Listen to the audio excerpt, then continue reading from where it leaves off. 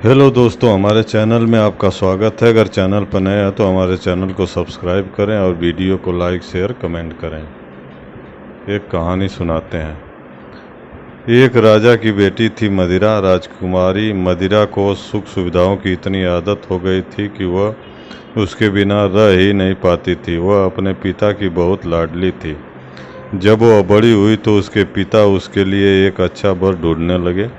एक दिन एक युवक राजा के पास आया। उसने राजकुमारी का हाथ राजा से मांगा। राजा ने बहुत देर तक उस युवक से बात की। उसके बाद वह उस युवक से राजकुमारी का विवाह करने के लिए तैयार हो गए। लेकिन जब राजकुमारी को पता चला कि जिस युवक से उसका विवाह होने वाला है वह कोई राजा या राजकुमार नहीं है, तो उसने विवाह करने से मना कर दिया। लेकिन राजा भी आखिर उसके पिता थे। अंत में राजा की आज्ञा उसे माननी ही पड़ी। विवाह के बाद दूल्हा और दुल्हन एक गाड़ी में बैठे और अपने घर में रहने चले गए। उसकी गाड़ी सूअरों के एक बाड़े के आगे रुकी।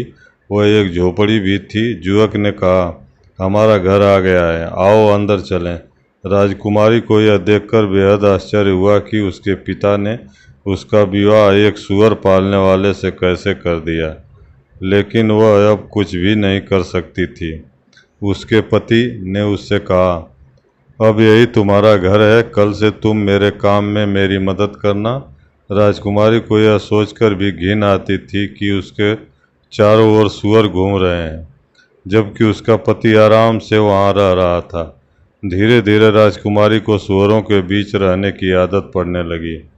वह अपने पति की मदद भी करने लगी।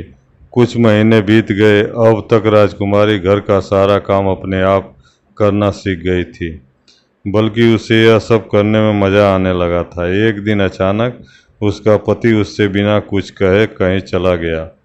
काफ़ी देर तक वह वापस ही नहीं आया। फिर वहाँ एक बग्घी आई। देखने में यह किसी राजा की बग्घी लगती थी।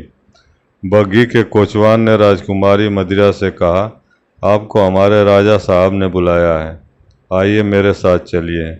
मदिरा अब कोई राजकुमारी नहीं बल्कि एक साधारण सूअर वाली थी। वह यह सोचकर डर रही थी कि राजा ने उसे क्यों बुलाया है। शायद मेरे पति से कोई गलती हो गई है, उसने सोचा। कोचवान मदिरा को एक राजमहल में ले आया। यह उस राज्य के राजा का महल था। उसे राजा के सामने बुलाया गया। उसे समझ नहीं आ रहा था कि उससे क्या भूल हो गई है। उसने हिम्मत करके राजा की ओर देखा।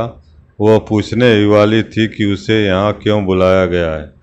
तभी उसे लगा कि उसने राजा को पहले कहीं देखा है। ध्यान से देखने पर उसे पता चला कि सामने राज सिंहासन पर और कोई नहीं, उसका पति था।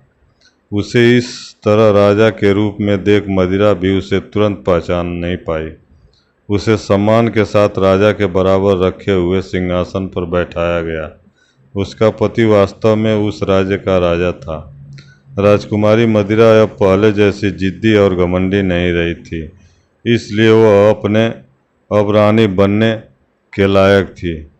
अब वह समझ गई थी कि काम छोटा या गंदा नहीं होता।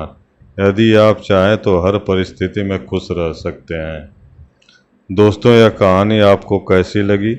अगर अच्छी लगी हो तो चैनल को सब्सक्राइब करें और वीडियो को लाइक शेयर कमेंट करें। धन्यवाद।